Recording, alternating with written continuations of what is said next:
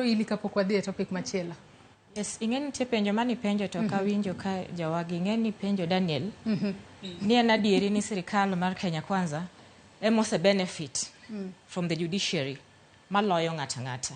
Mani ing'eni mani penjo to kawinjo ka giduoko emari to winjo ni mondo giwachi osekali koro ya duoko. Mane mano penji to kiduoke. Joyce gimose bedo ka timore Kenya ka. Mabe adwa nyiso jowadwa ma wantiere godo kar kagi. Ni onge chieng' ma ng'ama ni opposition bro mor gi gima ja sirkal owacho. Kata ber manade to nyaka ng'a chunge mawachi ni yawa gima wacho no rach. Tij opposition en tich goyo sirkal. Koro sirkal to tije keto sirkal tesre. Ema ni sani to waneno gima nitie ok gikete tesre. Igoye imiye ne chuodho. Ya? Imiye ne chuodho ma kata gimoro maber nyaka ng'iye kaka idwa miye ne chuodho. Gik matimore sani gieki ok gin gik mawendo manyien ma koka waneno ka. History mwaseneno en ni sasa ma judiciary okelo ruling mo favor ng'ato to koro ng'ano ber. Judiciary ber kendi pake kumora amora. To samang Martha wacho ni gini ok en kama koro rach.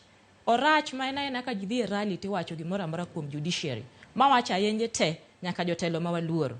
Ne waneno 2017 ka Supreme Court oketho yiero mar Uhuru Kenyatta gi William Ruto.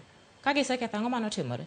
Donge judiciary no pak kumora amora. Judiciary ber, judiciary otimo kama. For the first time, the judiciary or make history in Africa more nullify a presidential election. Bang mano, ka Martha ochako dhi mo uphold election mar president on evidence kaka Daniel wachono. What happened?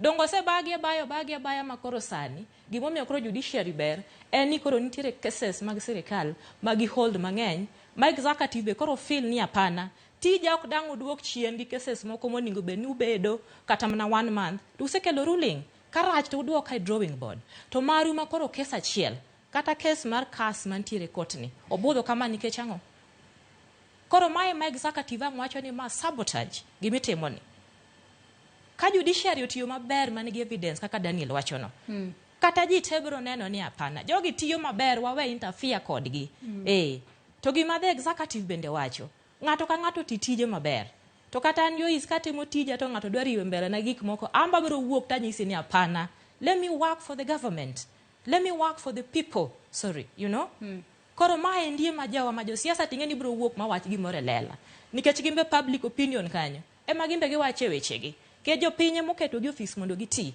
koro sama ng'ato dwari riwe mbele neno nyaka wuoga mowachi ni apana atemo ndi lakini jogi dwari riwe wechena gieki moko dhi kare ko judiciary ng'amo nigo bendi goyo onge it is an independent arm of the government koro gin bende ng'ur mawuok e gieki gine ni giloko maber mondo kik gogi kamano ilero kanyo makare nyanno kiyawo Pandora box aya oroge bende